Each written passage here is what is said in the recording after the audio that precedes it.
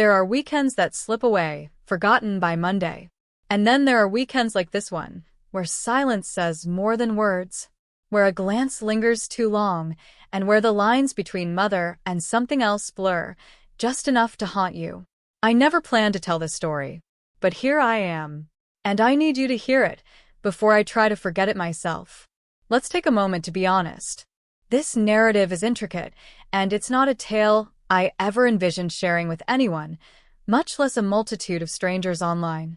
Yet here I find myself, compelled to express what weighs on my mind. At 45, divorced and raising a child, I find myself in a life that seems to play on a loop, much like a tired old record.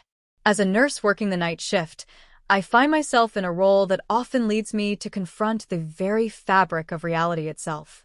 Eventually, one acclimates to the peculiar hours, the relentless fatigue, and the tales that send shivers down your spine. What does my existence beyond the confines of my profession look like? Essentially absent. Each day, I embark on the journey to work, return to the sanctuary of home, attempt to find rest, and then repeat the cycle 5 nights a week. This routine has woven itself into the very fabric of my existence. Yet, there exists a singular refuge that prevents me from spiraling into chaos: bowling. Honestly, it may seem like a pastime of the elderly, but I truly enjoy it. It serves as my refuge.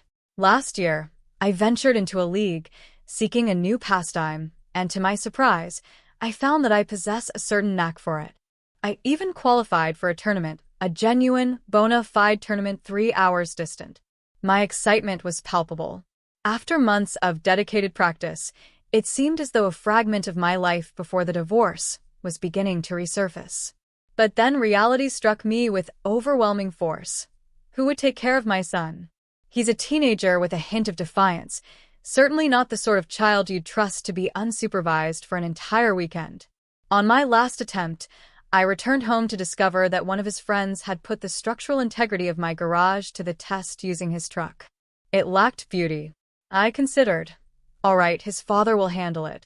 Yet, as is often the case, destiny, or perhaps simply the whims of Murphy's Law, had different intentions. That weekend, his father was assigned to guard duty. Isn't it just the ideal moment? I found myself ensnared. This tournament was not something I could overlook. My efforts had been too great to let it slip by. Yet I found myself unable to leave my son alone at home, either.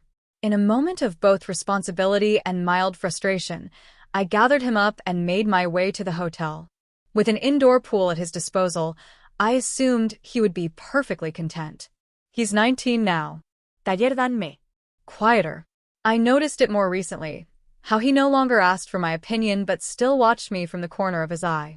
I don't know when exactly the shift happened, but something about the way he moved, the way he spoke, reminded me not of a boy but of a man I didn't fully know anymore. As I emerged from the embrace of sleep, I stretched my limbs and made my way to rouse my son from his slumber. He lay in a deep slumber, nestled snugly beneath the blankets. I nudged him softly, and he let out a low groan before turning onto his side. I mentioned that I was heading out for breakfast, and inquired if he would like to join me. He uttered a few words about pancakes, and in that moment, I realized he was indeed awake. We descended to the hotel restaurant, greeted by the familiar sight of a breakfast buffet, rubbery eggs, crispy bacon, and those ever-dry little mini-muffins that seemed to be a staple of such places. My son heaped his plate with pancakes drenched in syrup, while I chose a more prudent omelette. We lingered in silence, savoring our meal and relishing the tranquility of the morning.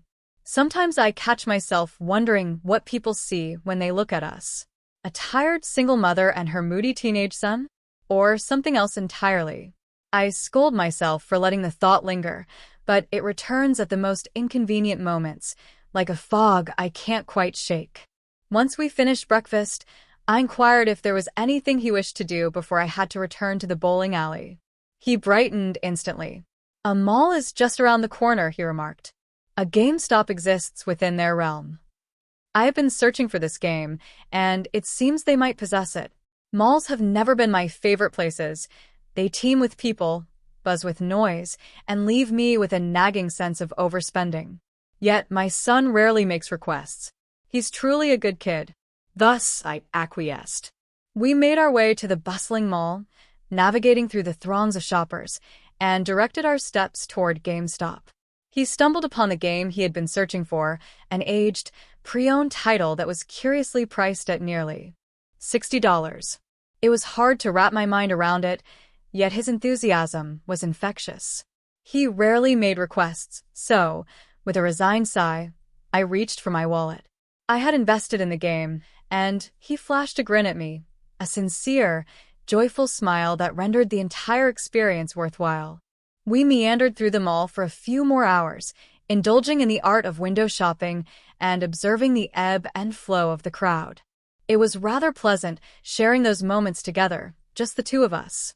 It brought to mind the days of his childhood, a time untouched by the turmoil of adolescence. That evening, as I returned to the bowling alley, a sense of contentment washed over me. Feeling rejuvenated, having enjoyed precious moments with my son, I was poised to deliver my finest performance on the bowling lane. Interestingly, my bowling performance seems to improve under the weight of fatigue and stress. I slipped from second place down to fifth. Though it was exasperating, I endeavored to maintain an optimistic outlook. One of the girls I bowl with back home, Sarah, has indeed emerged victorious in the tournament. My heart swelled with joy for her. Her relentless efforts had truly earned this moment. Following the award ceremony, a group of us chose to venture out and revel in the occasion. They extended an invitation to me, and I agreed to attend on the condition that I wouldn't be the one behind the wheel. The bar stood conveniently across the street from the hotel, an ideal arrangement. Honestly, who feels like getting behind the wheel after a night of revelry? We placed our drink orders, and I chose to treat myself just a bit. While I don't indulge often, I find pleasure in savoring a glass of wine from time to time. Let's just say I indulged a bit beyond a single glass. We shared laughter, engaged in conversation, and reveled in Sarah's victory. The experience was quite enjoyable. At last, I found my way back to the hotel around 1:45 a.m., feeling a touch tipsy, yet blissfully content and at ease. I gently pushed the door to our room open, revealing my son peacefully asleep in his bed, the glow of the TV casting a soft light around him. A smile crept across my face as I contemplated the serene expression he wore. After a brief sojourn to the bathroom, I slipped into my pajamas and returned to the comforting embrace of my bed. The room didn't actually spin, yet it gave the distinct impression that it was. As I nestled my head against the pillow, drawing the covers snugly around me, I attempted to immerse myself in the film flickering on the screen. Yet, despite my efforts, sleep eluded me, slipping through my fingers like sand. As I lay there, my mind wandered to the tournament, my son, and the broader tapestry of life itself. In the stillness of the night, just past 3 a.m., I caught the faint sound of my son stirring in his bed. I glanced at him and noticed the blanket rising and falling rhythmically. Initially, I found myself thinking that this is a sentiment any parent would naturally have. Wouldn't you agree? Particularly when it comes to raising a teenage son. He crept along, each step deliberate and hushed, likely under the impression that I lay in slumber. As I continued to observe, my curiosity deepened. It may seem strange, yet it is indeed the truth. A strange curiosity crept over me, mixed with confusion. I told myself this was probably just exhaustion and stress playing tricks on my thoughts. I cleared my throat and asked if everything was okay. He responded quietly, asking if I had brought any medicine for his headache. I felt a tug in my heart, perhaps maternal worry, unsure what he might be going through emotionally. I reached over and straightened the blanket that had fallen halfway off his bed. He looked at me with that half-awake, confused expression teens often have when they're woken at odd hours. I whispered to myself, "Do you need anything else before going back to sleep?" I questioned the blurred emotions of the evening, unsure where they stemmed from: loneliness, exhaustion, or a mix of both. I reached for the remote on the nightstand and turned off the TV, trying to help him fall asleep again. I felt a sudden chill from the air conditioning, making me pull the covers closer around myself. For a split second, our eyes met, his gaze unguarded, mine unsure.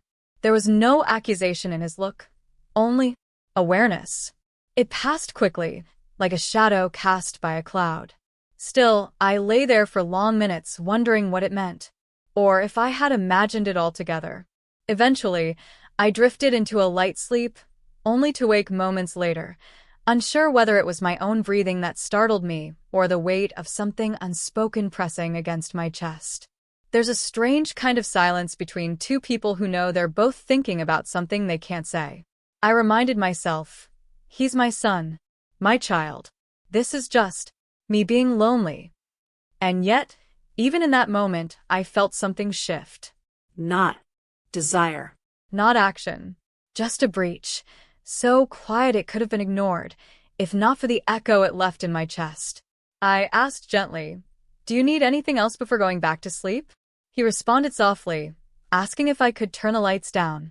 I nodded, adjusting the room lighting to a dim glow. I whispered to myself, "Let's not dwell on this." It was a confusing night, nothing more. I turned toward the wall and closed my eyes, hoping rest would come at last. I questioned the blurred emotions of the evening, unsure where they stemmed from: loneliness, exhaustion, or a mix of both. It felt like I was standing on the edge of emotional burnout, tempted by any escape. It resembled a moment of deep vulnerability, where my need for peace became greater than anything else. I pulled the covers tightly around me, listening to the soft hum of the television, trying to center my thoughts. Eventually, I drifted into a light sleep, punctuated by the quiet breaths of my son on the other side of the room. We woke late the next morning, both slower than usual. I offered him breakfast again, and he agreed.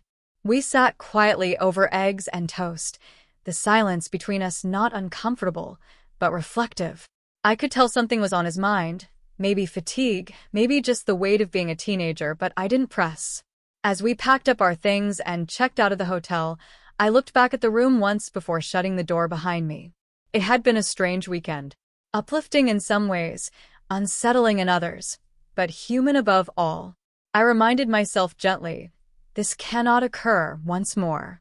I attempted to engage in a dialogue with my own thoughts, seeking a path to harmonize my emotions with the truth of our connection, one of love, challenge, and complicated motherhood. The deeper my contemplation went, the clearer it became that I needed time. Time to recover from the strain of my life, from the loneliness, from the dreams I once had but set aside. This wasn't the end. If anything, it was the beginning of a new chapter. One not of temptation or regret, but of healing and clarity. And yet, as we stood by the car in the soft morning light, he looked at me, not as a child looks at a mother, but as someone trying to understand something even he couldn't name. I smiled, ruffled his hair, said nothing. But inside me, a question echoed louder than ever. What happens next? If nothing is truly said aloud? As we drove off, I glanced at him, headphones in, staring out the window. I don't know what he was thinking, but for the first time I realized maybe neither of us would forget this weekend. If you've ever faced a moment where emotion blurred the lines of logic, what did you do? Tell me below. I'd like to know I'm not the only one who wonders. If this story moved you, leave a like and subscribe for more true, raw, and human moments each week. If this story made you feel something you couldn't quite name, hit like, subscribe, and stay with us because the next story might be even closer to home.